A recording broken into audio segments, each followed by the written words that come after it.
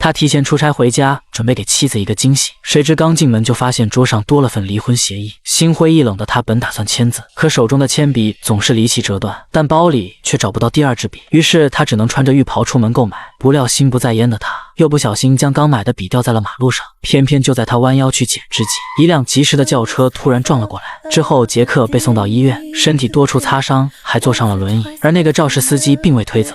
I'm Alma, by the way. I ran you over. 原本被撞之后应该生气，但杰克却莫名的喜欢上了对方。于是当晚杰克就邀请安妮一同共进晚餐，而交谈之后才知道，安妮是个很优秀的厨师，而且工作的餐厅不久后会开业。他当即不吝啬自己的赞美，夸奖安妮一定会实现自己的梦想。对方显然也对杰克有意，但却看到了杰克手上戴着婚戒，他只能告诉杰克开业的时候可以带上他的妻子一同参加。杰克没有答应也没拒绝，可在1个月后却做出了回应，因为就在餐厅正式营业这天，他选择了来捧场祝贺。看到杰克应了上次的邀约，安妮立刻出去打了招呼，却发现只有他一个人。这时杰克才告诉安妮自己已经离婚，安妮很早就对他有好感，却碍于他是有妇之夫，只能将自己的感情禁锢在道德伦理中。此刻积压在心中的浓浓爱意终于汹涌而出，他们只想将对方融入自己的灵魂里。一夜缠绵过后，他们成了彼此生命中最重要的人。当晨曦的微光洒进房间里，杰克穿好衣服正要离开，他看到桌子上安妮获奖的照片，这才意识到对方是一个如此优秀的女人。安妮从卫生间走出来，将自己获奖的经历娓娓道来，那是她生命中最幸福的时刻，因为人们看到了她的才华，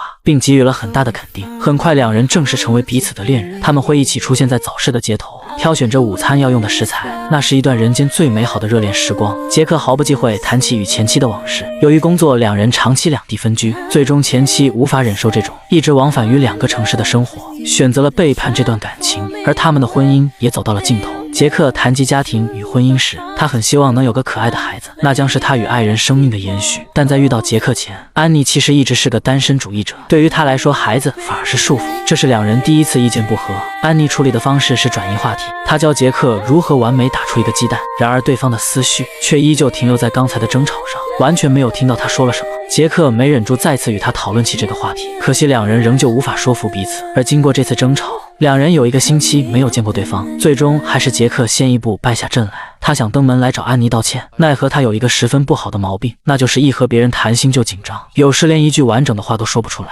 他结结巴巴说了半天，安妮终于知道他有道歉的诚意，而且安妮也是一个宽容大度的女人，所以他们才没有在这次争吵中走散。而随着两人的感情越发深厚，结婚的计划也开始提上日程。安妮带杰克见了自己的家长，餐桌上一家人相谈甚欢，母亲拿出一段视频给安妮看，视频里的她像一个舞者般，穿着滑冰鞋在冰面上轻盈起舞，她的一举一动皆彰显着自己的美丽与自信。杰克被视频里的安妮深深吸引，但安妮却很不愿意提及当年的事，而且她早已决定再也不滑冰。后来杰克才知道，原来安妮之所以会滑冰，是受到父亲的影响。几年前父亲永远离开了她，而父亲离世所带来的创伤将会伴随安妮一生。为了不揭开那道伤疤，安妮再也没有滑过冰。对此杰克只觉得遗憾。此时安妮的肚子突然一阵剧痛，他以为不过是吃坏了肚子，谁知去医院一查，竟是患了卵巢癌。安妮的人生瞬间陷入绝望中，但勇敢乐观的她并没有被打倒。可治疗所带来的痛苦非常人所能承受，而这些记忆也像地狱里伸出来的触手般，在往后的日子不断折磨着安妮。好在她的病情有所好转，而在生命的不断流逝里，安妮的思想也逐渐被改变。她不希望自己离开后，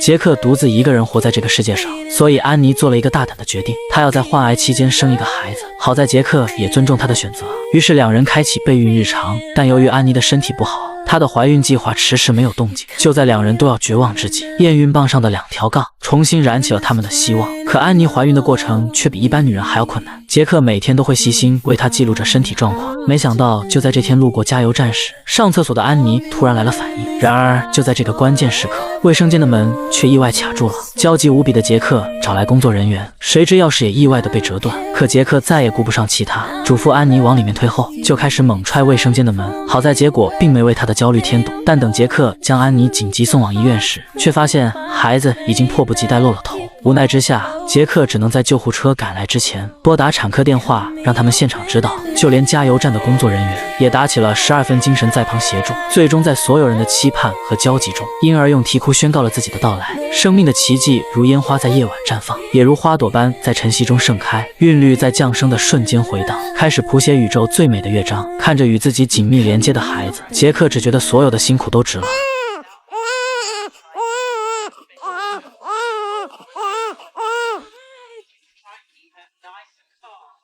可随着时间的悄然流逝，他冒险也要孕育生命的行为，却突然迎来了沉默的爆发。就在女儿3岁这天，原本康复的安妮在工作时，突然感觉小腹一阵剧痛，她难受的直不起腰，只能蹲在地上尽力缓解。杰克在得知情况后，立即带着她去医院检查，结果显示她的卵巢癌复发了。医生建议安妮全心配合化疗，等到将肿瘤控制到合适大小后，再进行手术切除。医生便建议安妮辞掉厨师的工作，好好休养，便能争取到更多的时间，否则就只剩下6、7个月的寿命。可她并不想放弃厨师的工作，更害怕自己接受化疗后会得不到想要的结果。她觉得与其把自己架在痛苦上炙烤，不如好好享受仅剩的时间。而从医生办公室走到停车场，杰克都只聆听没有说话。他清楚安妮心里积压着情绪，所以努力控制着不争气的泪水，但依旧湿润了眼眸。杰克很想说服妻子配合治疗，因为他不想曾经许诺的生生世世变成短短的6个月。回到家中，安妮突然收到老板发来的消息，他想让安妮代表英国去参加博古斯世界烹饪大赛。博古斯世界烹饪大赛是烹饪界的奥林匹克，也是安妮的梦想，便答应了老板的邀约。可他并没将此事告诉杰克，只想在生命的最后期限完成梦想和陪伴自己所爱之人。他们带着女儿来餐厅用餐，虽然女儿不懂什么是死亡，可安妮也只剩下6个月的生命。她害怕自己哪天突然消失，会给女儿造成难以理解的伤害，便决定从现在开始慢慢谈论一些比较伤感的问题。回到家中，他们依旧像平常那样嬉戏打闹，期间一直保持着欢乐的状态，实在不忍心用沉闷的气氛去伤害女儿的稚嫩与童真，所以哪怕心里藏着无尽的悲伤，也要装出甜蜜的笑容。晚上将女儿哄睡着后，安妮突然想起白天的短信，便试探性地告诉杰克自己参加烹饪比赛的事情。杰克觉得等到化疗结束后，自己会全力支持安妮追求梦想，可在那之前，他希望安妮能积极配合。为了不让杰克担心，安妮只好撒谎说自己拒绝了邀请。安妮担心化疗后头发会慢慢脱落，便干脆把头发剃光。女儿不知道他们为什么要这样做，可她会细心地把头发收进盒子，而这一切在往后的日子里都将成为女儿对母亲的珍贵回忆。安妮很珍惜与家人在一起的每一刻时光，同时她也想在事业上留下一席之地。奈何现在她的身体已经越来越差，有时和同事聊着天，安妮的鼻血会突然冒出来，她只能躲进卫生间将鼻血擦掉。这时助理走了进来，安妮如实将自己的身体情况告诉他。助理怎么都不敢相信，这个一向乐观开朗的女人竟得了这种病。可安妮的乐观却从未改变过，她请助理一定要相信自己，无论怎样她都会一直走下去。随后两人又开始不停歇的训练。对于现在的安妮而言，最难的不是做出一道美味的食物，而是将时间控制在规定的范围内。每次训练结束回到家时，安妮都觉得无比疲惫，可她不敢将比赛日期告诉丈夫，因为那天刚好是他们的结婚纪念日。杰克为此已经精心策划了许久，他不想让杰克感到失落，最终还是没有说出口。可惜谎言总会有戳穿的那一刻。随着病情加重，安妮在制作食物的过程中，手会不自觉地抖动，导致她的速度很慢，几次都没有办法在规定的时间内完成。她只能不断练习着，以至于忘了去接女儿。直到杰克发来的质问，安妮这才想起来，她本想谎称餐厅里太忙，所以才忘记了时间，但杰克却揭穿了她的谎言，因为他刚去过餐厅。这时安妮终于说了实话，她知道杰克一定会生气，可这件事她不得不做，就如安妮所预料那样。杰克听了之后果然大发雷霆。杰克想不通安妮为什么要去冒这个险，他现在要做的应该是好好调养身体。两人越吵越激烈，直到安妮告诉杰克，她不想往后女儿再回忆起自己时只会说那个人是我妈妈。她还希望女儿能跟别人介绍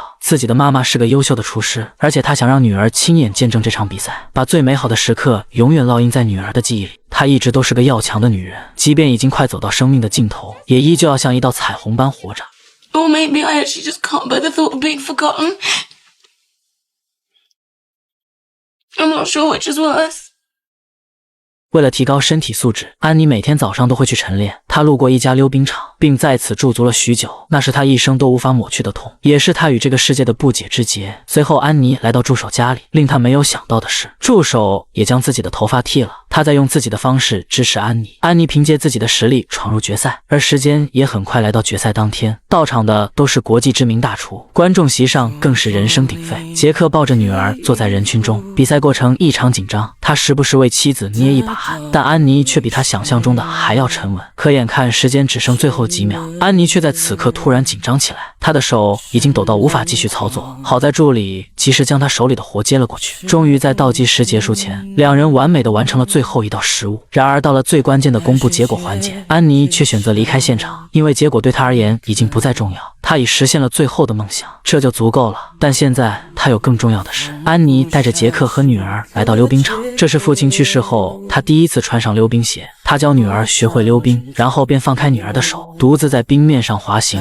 原来记忆中的伤痛也不过如此。此刻她终于与自己释怀，也接受了父亲的离开。在冰上滑行的她，犹如一只扇动着翅膀的蝴蝶，为人世间留下最美的记忆。随后她转过身，对着杰克和女儿挥了挥手，这是一场无声的告别。几个月后，安妮离开了世界，家里的一切事物还是与从前一样，可惜那个亲手打造她的人已然消失。杰克和女儿也仍旧过着以前的生活，仿佛安妮的离去对他们没有任何影响。但这才是现实生活中死亡最真实的写照。亲人的离去是一场无声的细雨，会一辈子笼罩在人们心头。那种隐藏在心中的伤感，不易被外人察觉，却终将会伴随我们一生。